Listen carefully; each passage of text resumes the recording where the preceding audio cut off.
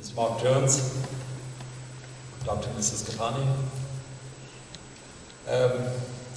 First of all, I'd like to begin with a heartfelt expression of thanks to the Sikh Foundation and to Dr. Narendra Singh Kapani and his wife in particular for their generosity in instituting the series of annual lectures in memory of his father, Sardar Surendra Singh Kapani.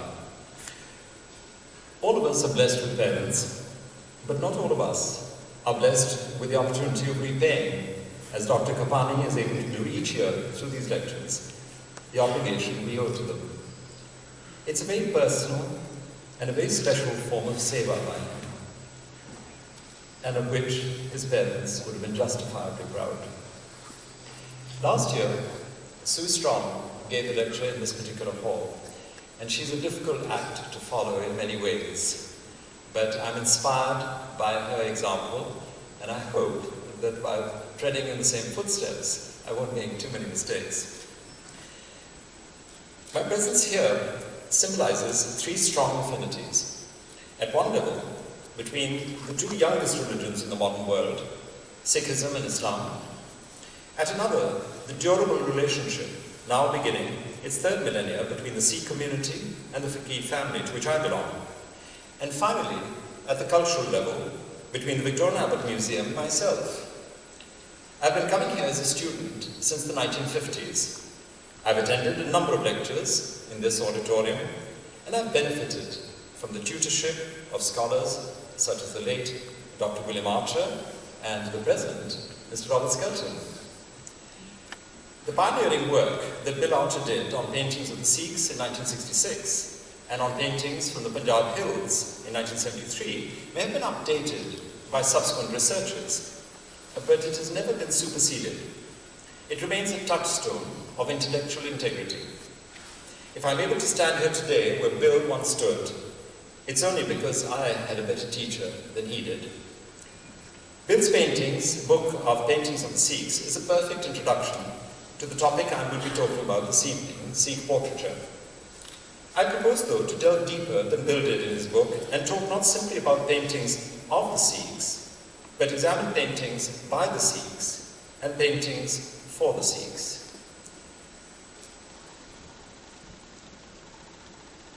My reason for doing this is that few visual art forms in the Asian subcontinent represent a more perfect fusion of belief and symbolic representation, uncrowded by dogma.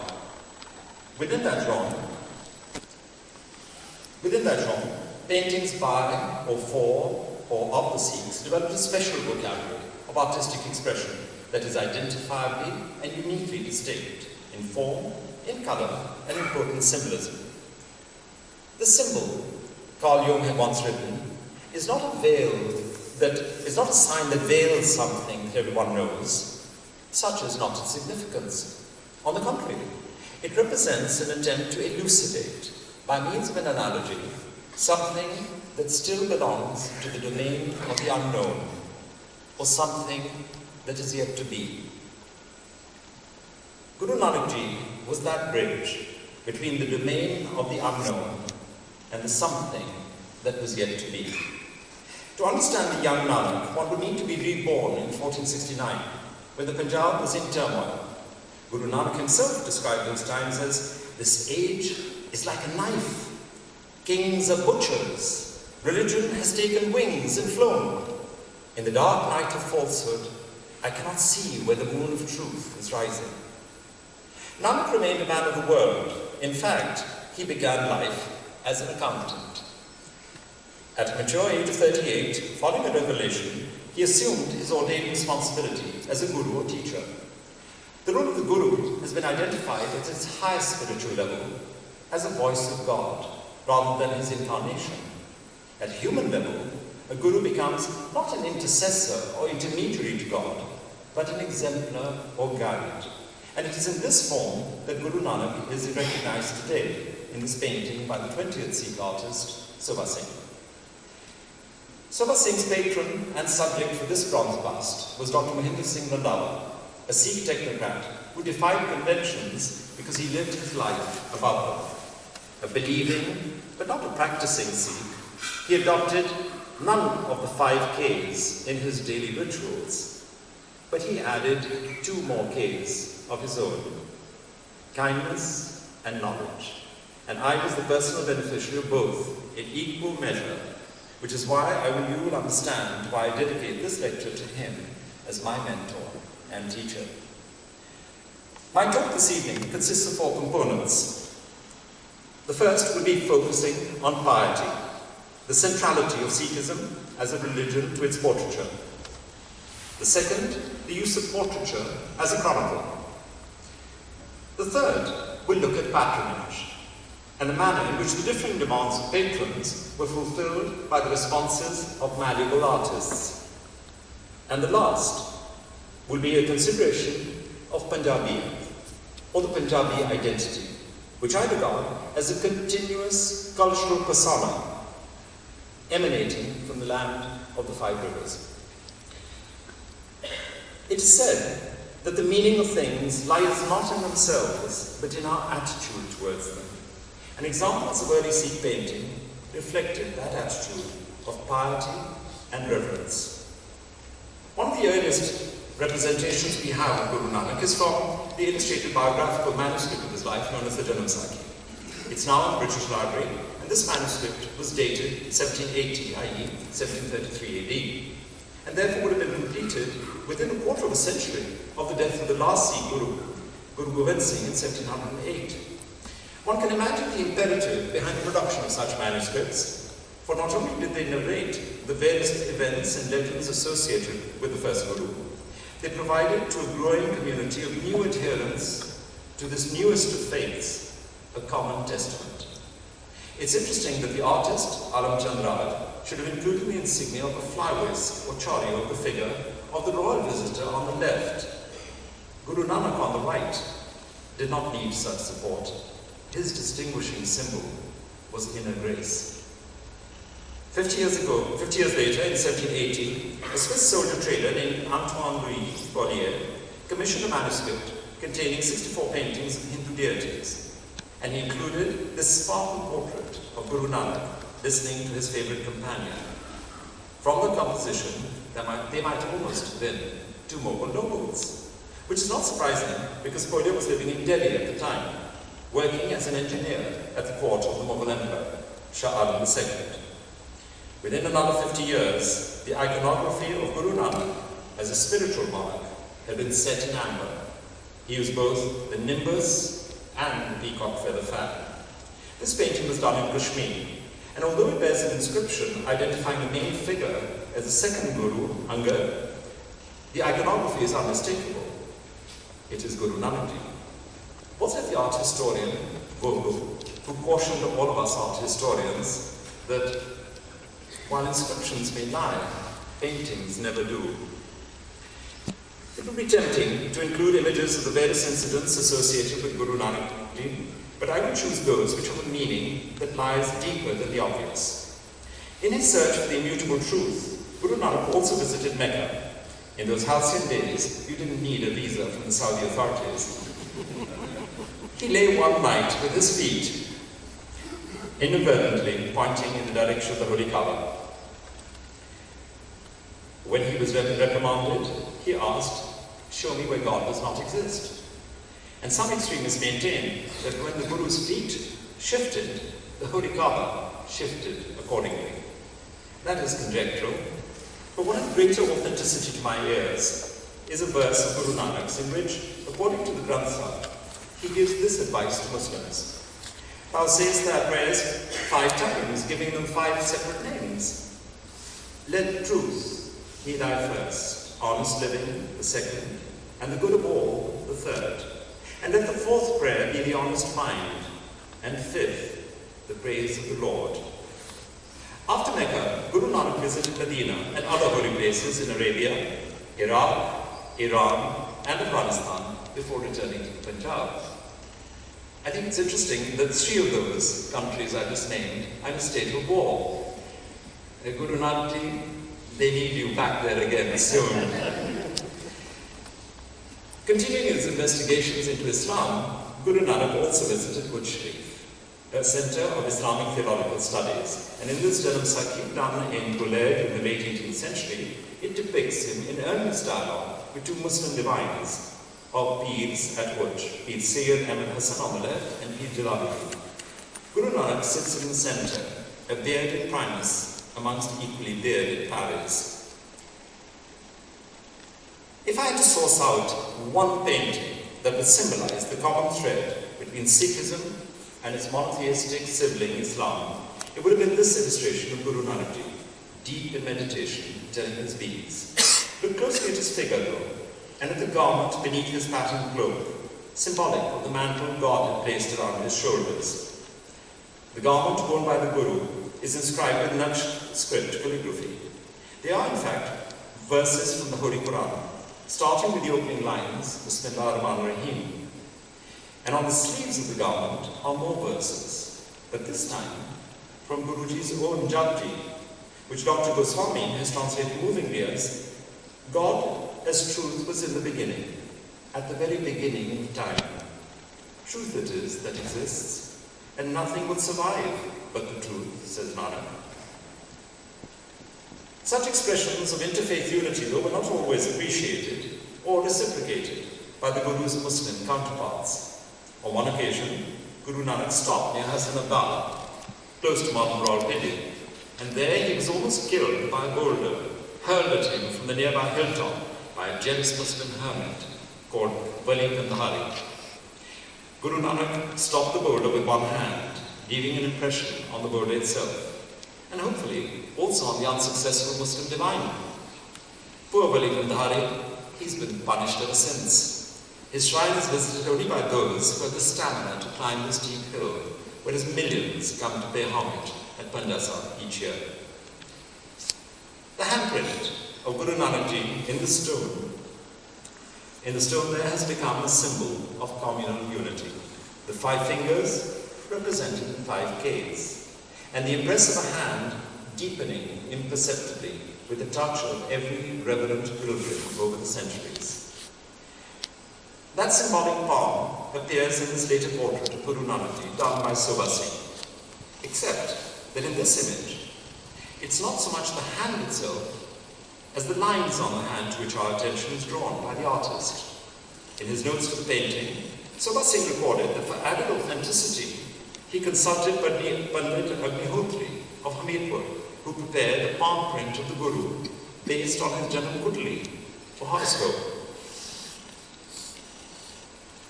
Over the centuries, the image of Guru Nanak Ji became itself almost atrophied into an immutable icon. He would be shown accompanied by Madana and Bala, often with devotees, as he is in this painting, done in the Sikh state of Punjab during the 19th century. He's become a composite figure, a Mughal prince, a religious figure, and an object of veneration, all in one. The inspiration for such standard motifs was derived from Pahari paintings, where one sees, for example, the same sort of royal canopy over the votive image of Ganesh, attended here by his consorts Buddhi, wisdom, and Siddhi, accomplishment. You can see the same canopy. By the beginning of the 19th century, when the Punjabian states had been overrun by Maharaja Ranjit Singh, piety took a new turn. The individual was replaced by the multiple, the Janam Sakhi, by a chronology of Sikhism itself. A good example is a set of 10 Gurus, painted in Guled between 1810 and 1815. All 10 were once in the Lahore Museum, but after 1947, when the Punjab itself was partitioned, 3 were sent to East Punjab and 7 remained behind in the Lahore Museum. What the Guru's enemies could not achieve over 300 years, a British bureaucrat called Radcliffe did. He partitioned the Punjab in 1947 and divided the 10 Gurus into 2 groups. Guru Nanak Ji is shown as the epitome of wisdom and sublimity, but he could not prevent the artist from hinting at his extra-regal spirituality with the peacock feather fan. His chosen successor, Guru Arjan, was more difficult to stereotype. He shone at the right age. He became Guru at the age of 35, but in the wrong context. It was almost as if he was cousin of the Maharaja of Chamba, Raj Singh. The artist had fallen back on repetition rather than relying on inspiration. You'll see what I mean, that the motif, the figure, the fan, they're almost identical. Guru Amar Das came closer to reality in this series. A guru at the mature age of 73, he composed over 900 verses, which today form part of the Granth Sahib. Here he is seen in the act of such a composition. Guru Arjan, the fifth guru, is shown understandably with the Granth Sahib that he had compiled, as if to emphasize the connection with the recorded word. A disciple, come scribe, sits near Guru Arjan with a pen box tucked in his armpit. It's ironical that Guru Arjan should be shown dressed in a Mughal jama, for despite his closeness to the Muslim divine, Hazrat Mian Mir, whom he invited to lay the foundation at the site of the Golden Temple at Amritsar, Guru Arjan eventually suffered martyrdom at the hands of the Mughal Emperor Jahangir and Aurangzeb. He died exactly 400 years ago in May 1606 at Lahore, and we've had celebrations or commemorative meetings in Lahore attended by the Prime Minister of Pakistan, which indicated the importance that was being attached by the government to the Sikh community and to interfaith communion. There's nothing to suggest in this painting of Guru Har Gobind the duality of Miri and Piri, royalty and saintliness, symbolized in the person of the sixth Guru, unless one was to interpret the falcon and the partridge as being allegories of mortal combat. Guru Har Rai succeeded his grandfather, Guru Har Gobind, at the age of 14, but spent many years of his comparatively short life in the hills of Ladakh. Had he been shown this painting during his lifetime, he might not have recognized his own likeness, but he would certainly have been familiar with the Pahari flowering bushes in the background. Guru Har Krishan died before he could have lived. A guru at the age of 5, he was dead before his 9th birthday. He symbolized unfulfilled youth, the tragic promise of something that might have been. The reluctant guru, Guru Tegh Bahadur, never sought the call, but answered it when it came. His travels took him eastwards as far as Dhaka, and when he finally did return to Punjab, he found it in disarray. He mobilized the Sikh community against Aurangzeb and paid the price for such insurrection with his life. Had Aurangzeb been more of a humanist Muslim and less of a bigot, he might not have had the blood of the 9th Guru on his hands. The end can always justify the means, provided the end is itself justified. And to Guru Gobind Singh, the end was what mattered. When all other means have failed, he wrote to Aurangzeb in a letter once, it is permissible to draw the sword. Guru Gobind Singh is recalled as a warrior guru, a man of action, a poet who would also wield a sword. One has often wondered why the gurus were portrayed in paintings but rarely in sculpture. Was it because of Guru Nanak's aversion to idols, or Guru Gobind Singh's reputation as a breaker of idols? Guru Nanak's poem against idolatry might almost have been addressed to the ancient Egyptians. The stone which man calls God takes him and drowns him along with it. O sinful and disloyal creature, Guru Nanak Ji had written, understand you not that a boat of stone cannot carry you ashore? Would he have found something to condone in the Pharaoh Akhenaten's rebellious monotheism, coming as it did, like Sikhism and Islam, after centuries of polytheism? Guru Nanak, like his 9 successors, was fortunate that he became an icon before a pot-bellied naturalism could have caught up with him. The closest we come to a graven image of him a rough, almost subconsciously incised token of him, stamped on coins, issued in his name. I mentioned earlier that my talk would first look at piety and would then look at portraiture. I will now examine portraiture in the context of Sikh painting. The earliest published portraits we have of Sikh individuals were by Balthazar Solomons, a diligent, if not always inspired, Flemish artist who came to Calcutta in 1791.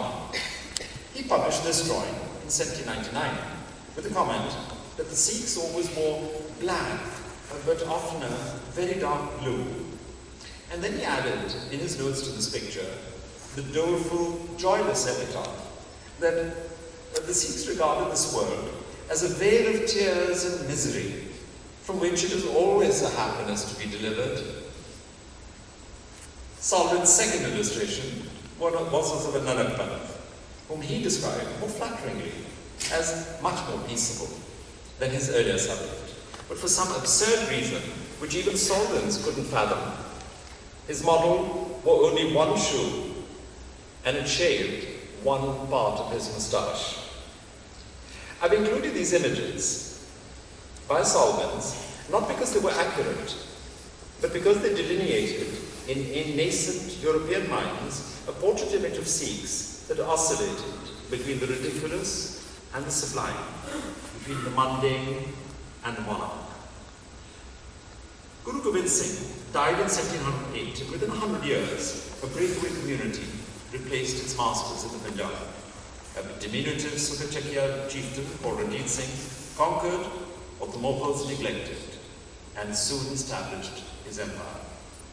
He preferred not to be portrayed at all, but when it was invariably in profile.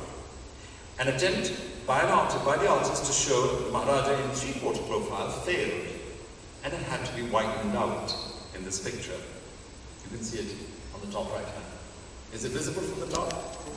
Yeah, okay. That artist was no Van Dyck, and come to think of it, Ranjit Singh was no Charles I. He was too canny to believe in his own kingship or in the divine right of kings, which is why he remained king until the very end and died in bed, not in the scaffold. Ranjit Singh symbolized a post-Mughal autocracy, and while he remained personally modest and unassuming, not like the present queen, he saw courtly grandeur as the price, the unavoidable props of monarchy. This miniature of him by Imam Baksh Lahori is substantial both in composition and in tone, not too different from one done 300 years earlier and included in the Akbarnama. This particular photo shows the young Akbar wrestling with his cousin Ibrahim. I'll show that picture to you again. Can you see the tents in the foreground? Canopy in the background, the building? And almost the same, the composition is mirrored in the subsequent picture 300 years later.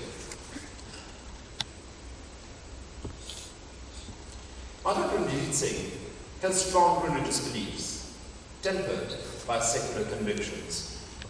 If he was shown praying before a shrine to Chandaki Devi, as he is in this picture, it would not have diminished him as a Sikh. Chandaki Devi, after all, had been a favorite icon of Guru Gobind Singh. To his contemporaries, to Western visitors, and to those who sat in a line in front of him and would eventually succeed him, Kharak Singh, on his right, Sher Singh, and again Dalip Singh, Maharaja Ranjit Singh symbolized continuity and stability for as long as he lasted. The miracle was that he had lasted as long as he did, considering how he punished his body. His death in June 1839 was a tragedy that his inept heirs were to transform into a disaster. His wives and loyal maidservants immolated themselves on his funeral pyre outside the Lahore fort. Grieving courtiers in the foreground threatened to immolate themselves, but in the end did not. They lived to fight another day amongst themselves.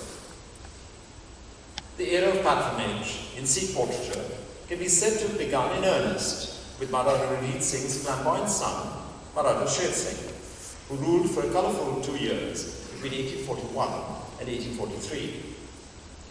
The Hungarian painter over Sherf was to Sher Singh what Cecil Beaton, or Lord Snowdon, or Lord Lichfield was to the modern monarchy. He portrayed his subjects with their warts hidden under strands of jewellery. Had Sher Singh worn one more diamond over from his father's carefully assembled Toshapana, he would have keeled over. For this portrait, by Sher Singh sat deliberately on his father's golden throne. It was a powerful act of symbolism, for he knew, as everyone else did, how rarely his father had used it. Perhaps Sher Singh had been insinuated into the throne by Sherf, for while in Delhi on his way to the Punjab, Sherf had painted the fading Mughal Emperor Bahadur Shah, overloaded with jewels, many of which, though, were mediocre, if not actually paste. An artist who could pander to Sher Singh's self-perception of himself as a Punjabi's Sun King was sure of a commission, as the artist of this ambitious panorama certainly was. You can see Sher Singh in his howdah at the top, with a European carriage on the left, because he was a great Anglophile.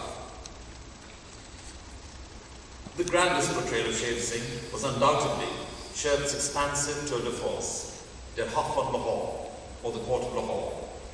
Sherf did the preliminary drawings while still at Lahore in 1840, and then completed the painting in 1855 when it was exhibited in Vienna. By this time, Sher Singh, riding his steed on the left, was dead. The Kohinoor, carried on a tray by the young boy in the right foreground, had been surrendered to Queen Victoria, and the flamboyant Sikh kingdom of Lahore had been relegated to the shelves of history. Power had shifted to a new center of gravity. Jammu and Kashmir.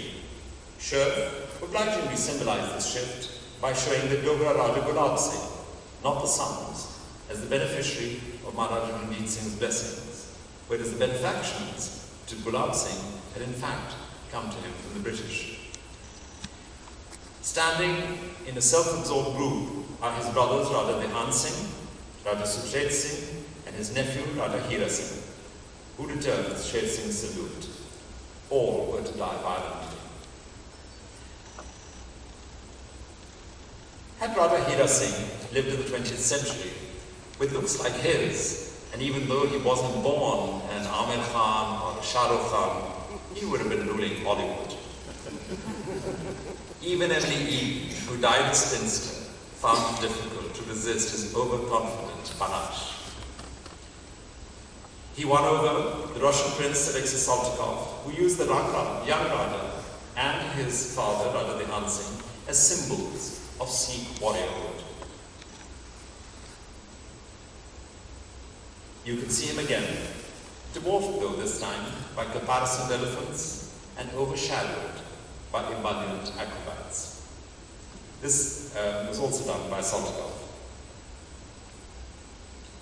Raja Hira Singh's brief tenure as a vizier was essentially a prologue to the minority kingship of Maharaja Dalip Singh. Sherf must have seen Dalip Singh as a toddler when he visited Lahore in 1840. He painted him later with a sort of anachronistic grandeur, as if Sherf alone had been able to foresee what a volatile history could not. The two Sikh wars resulted in the annexation of the Punjab. William Simpson caught the symbolism of the altered order in this watercolour. Before 1846, the British had to call on the Sikh Darbar. In 1849, the Sikh Darbar was compelled to call on the occupying forces. The young Dalip Singh, deposed but still an object of curiosity. Lord Dalhousie had him painted by George Beechey in 1852 and then hung him like a trophy on the walls of his castle, Colston Hall. Another trophy, a symbol of his success, was the wooden replica Dalhousie commissioned of the Golden Throne of Maharaja Ranjit Singh, and it was made for Dalhousie by a firm in Calcutta, which charged him 585 rupees. I wonder why Dalhousie felt the need to have such a facsimile. He could never have sat in it without feeling self-conscious or looking ridiculous. The Wooden Throne, though, tells me more about Dalhousie than the pages of his memoirs do. Its predictable emptiness exposing the hollowness of his victory. After Dalip Singh went to England and added Queen Victoria to his list of personal conquests, he found himself being portrayed in the British image of an Indian Maharaja. This painting is in the Lahore Museum, in the fort, in the Princess Bamba collection, and it's worth seeing by the way.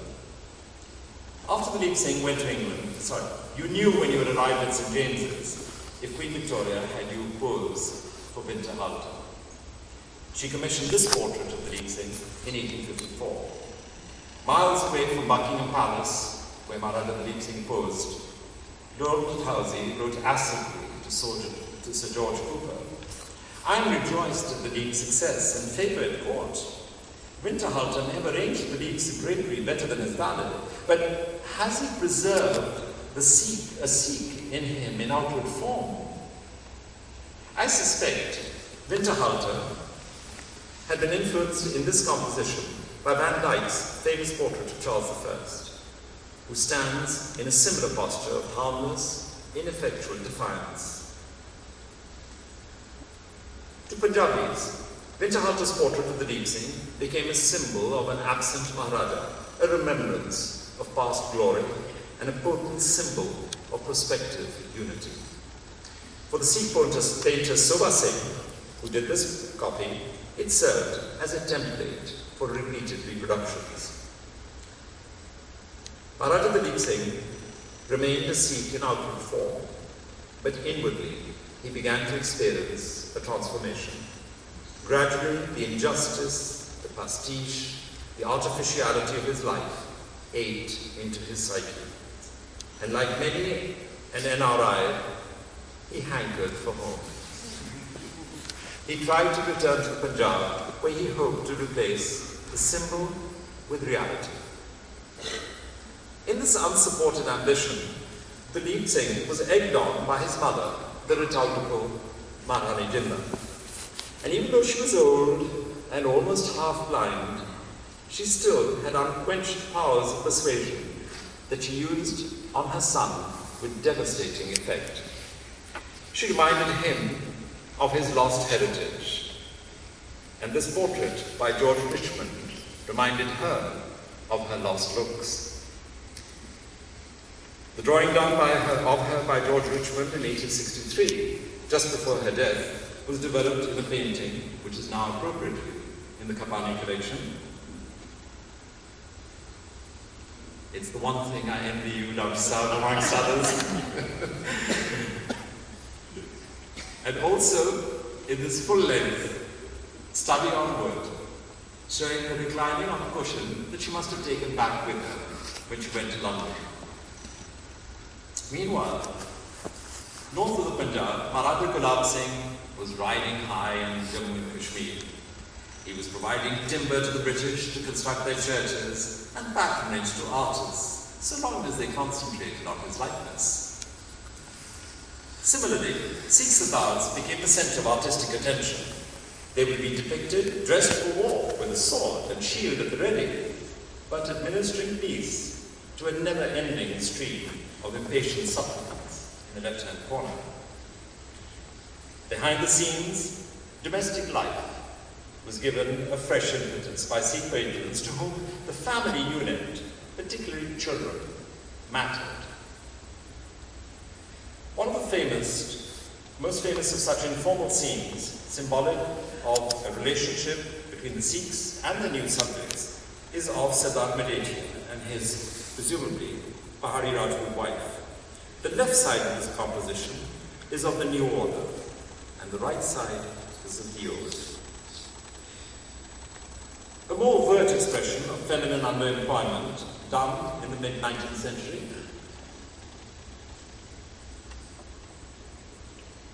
The theme remained the same, even in this painting, also by Verschoft. It was recently discovered by Jean-Marie Lafont, and it shows Faisaleh Azam-Ju, the Indian wife of the French general under Maharaja Ranjit Singh, General Court, in their home in Lahore before she migrated to France. She is an Indian shown in Indian dress. While in this photograph, we can see two British-educated princesses, Princess Catherine and Princess Sophia, daughters of Maharaja Ranjit Singh, reverting to Indian dress, remote symbols of a distant past. I've shown you examples of symbolism in Sikh portraiture with the sub-themes of piety, portraiture, and then patronage. But let me conclude now with the consideration of Punjabiyat as a symbol of Sikh painting. Between 1849 and 1947, the Punjab was ruled by the East India Company, which, by the way, is still in corporate existence. So if you want to buy the East India Company, just make a bid for it. It still exists. It still exists. They haven't wound it up. Not after all these years. It's buried but not dead. It was the Punjab was ruled by first the East India Company and then the British government, represented here by a white man against Sir Herbert Edwards, against a white background.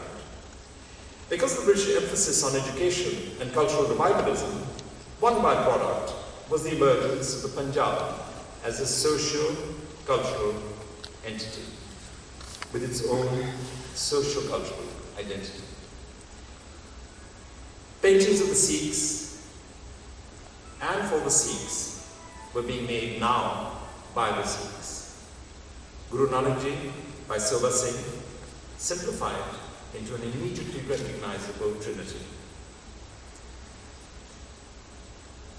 Guru Nanak Ji, reduced, like monotheism itself, to the power of one. Individual images of incidents from the lives of the Gurus, in this case, Guru Angad, that earlier would have been part of an illustrated Janamsakhi. Guru Amar Das, the symbol of toil and sweat, and Guru Arjan, the symbol of blood and tears. Soba Singh's single-minded commitment made many of his pictures ideals of the very ideals that they represented, such as this one of Guru Tegh Bahadur in meditation, or of Guru Gobind Singh, the princely warrior. And rather like with the features of Jesus Christ that were standardized by the Renaissance painters into a wasp Gentile, the likenesses of the Gurus became immutable. And even when they were subjected, as they were in this picture, to a flower shower of adulation, they were still recognizable the qualities and properties that they symbolized. For many, the Punjab incarnate Maharaja Ranjit Singh, his valor, his innate modesty, and his simplicity were caught by Soba Singh in this unusual painting of him. Major events in his life, such as this famous meeting at Roper with Lord William Bentinck in 1831, continue to be remembered and extolled, as in the West, in Great Britain, the meeting of Henry VIII and Francis I of France at the Plain of the Cloth of Gold were given special importance and portrayed frequently. The Maharaja, seen with many children, many of whom, by the way, were the orphan Sikh sons of Sikh Sardars who had fallen in battle. And then Punjabiyat symbolized by his own son, which has been recently commemorated elderly, a symbol of Punjabiyat revived. At another, more rustic level, Punjabi folk themes became another aspect of Punjabiyat, the devotion of Soni, who would swim across the river to meet her landlocked lover Mahibal. And this is a painting by Sobha Singh. Or of the lovely Heer, suddenly encountering her lover Ranja, who on being thwarted from marrying her had become a yogi and came to her door begging for food.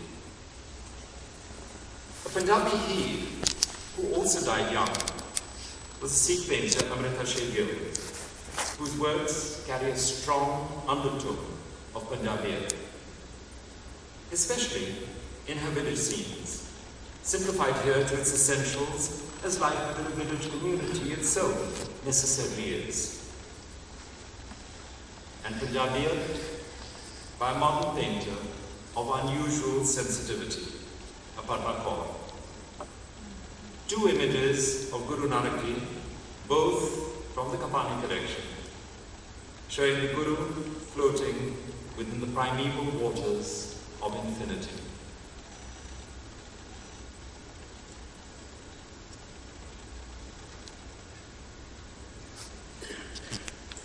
And another, a poster which Aparna Kaur gave me when we last met in Patiala very recently. The image of Guru Nanak in a sea of blue echoes the words from the Granth Sahib itself.